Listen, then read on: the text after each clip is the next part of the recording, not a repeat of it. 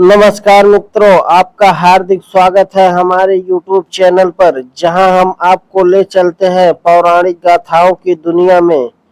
आज हम आपको सुनाएंगे दो महान आचार्यों कृपाचार्य और द्रोणाचार्य की प्रेरणादायक और रोमांचक जीवन गाथा। आइए शुरू करते हैं। कृपाचार्य की उत्पत्ति और शिक्षण कार्य। गौतम ऋषि के पुत्र शरद्वान बचपन से ही धनुर्विद्या में रुचि रखते थे। वे धनुष बाण चलाने में इतने निपुण हो गए थे कि देवराज इंद्र भी उनसे डरने लगे। इंद्र ने उनकी तपस्या भंग करने के लिए एक सुंदर अप्सरा नाम पति को भेजा। उसकी उपस्थिति से विचलित होकर शरद्वान का वीर्यपात हुआ, जिससे दो संतानें उत्पन्न हुई, एक पुत्र कीर्पु और एक पुत्री कृपि। दोनों बच्चों को हस्तिनापुर के एक राजा के शिकारियों ने पाया और उन्हें पाला पोसा। जब भीष्म पितामह को उनके दिव्य जन्म और योग्यता का पता चला तो उन्होंने कृपु को राजकुमारों का गुरु बना दिया। इसी कारण वे कृपाचार्य कहलाए। द्रोणाचार्य का ज्ञान प्राप्त। द्रोणाचार्य महर्षि भारद्वाज के पुत्र थे। वे बचपन से पांचाल नरेश द्रुपद के साथ शिक्षा ग्रहण करते थे। बड़े होकर द्रोण ने अस्त्र शस्त्र की शिक्षा प्राप्त करने के लिए परशुराम के पास गए। परशुराम ने अपनी सारी संपत्ति ब्राह्मणों को दान कर दी थी। केवल अस्त्र शस्त्र शेष थे। द्रोण ने उनसे वे सारे अस्त्र शस्त्र और उनकी विधियां सीख ली। शिक्षा पूरी होने के बाद द्रोण ने कृपाचार्य की बहन कृपि से विवाह किया और उन्हें एक पुत्र हुआ, अश्वत्थामा, जो जन्म से ही तेजस्वी था।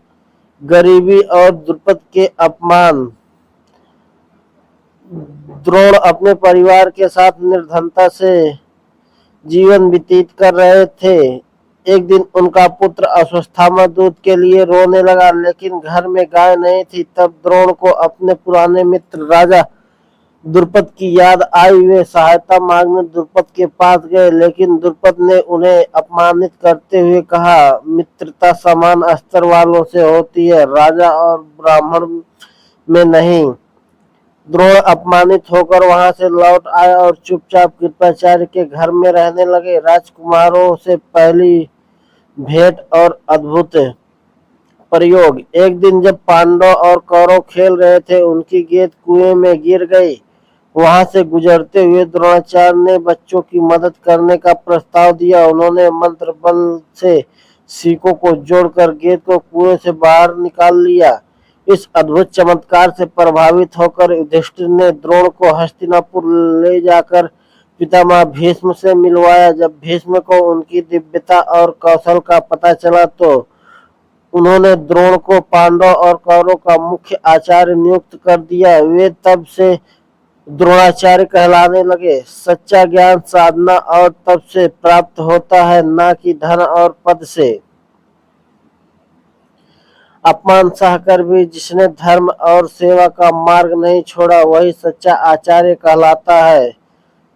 सच्चे गुरु का मार्गदर्शन जीवन को दिशा देता है। प्रिय दर्शकों, आपने सुनी दो महान गुरुओं की प्रेरणादायक कथा, कृपाचार्य और द्रोणाचार्य की।